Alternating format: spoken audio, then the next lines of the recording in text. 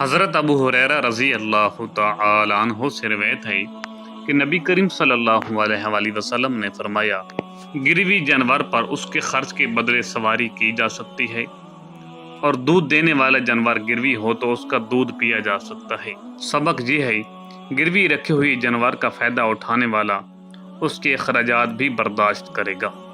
صحیح بخاری حدیث نمبر 2511۔ حضرت ابو ہریرہ رضی اللہ تعالی عنہ سے روایت ہے کہ رسول اللہ صلی اللہ علیہ وآلہ وسلم نے فرمایا، گروی جانور پر اس کے خرچ کے بدلے سواری کی جائے، اور دودھ والے گروی جانور کا دودھ اس کے خرچ کے بدلے پیا جائے، اور جو شخص سواری کرے یا دودھ پیے اس کے ذمہ اس کا خرچ ہے۔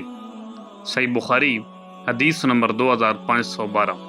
حضرت عائشہ صدیقہ رضی اللہ تعالی عنہا فرماتی ہیں، رسول اللہ صلی اللہ علیہ وآلہ وسلم نے ایک یہودی سے کھانے کا سامان خریدا اور اپنی زرہ اس کے پاس رہن رکھ دی۔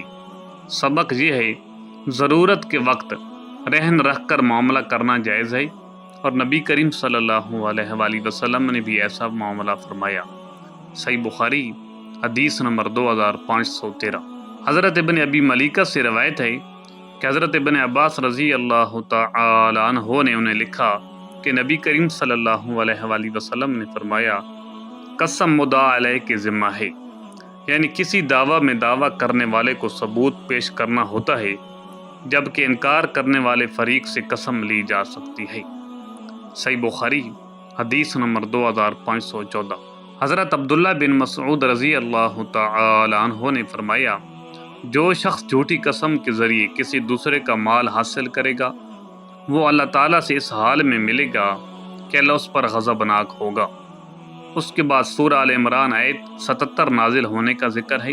حضرت اشعث بن قیس رضی اللہ تعالی عنہ نے بھی اپنے ایک مقدمے کا واقعہ بیان کیا کہ رسول اللہ صلی اللہ علیہ وآلہ وسلم نے فرمایا کہ گواہ پیش کرو، ورنہ دوسرے فریق سے قسم لی جائے گی، اور جو شخص جھوٹی قسم کے ذریعے کسی کا مال حاصل کرے گا، وہ اللہ سے اس حال میں ملے گا کہ اللہ اس پر ناراض ہوگا۔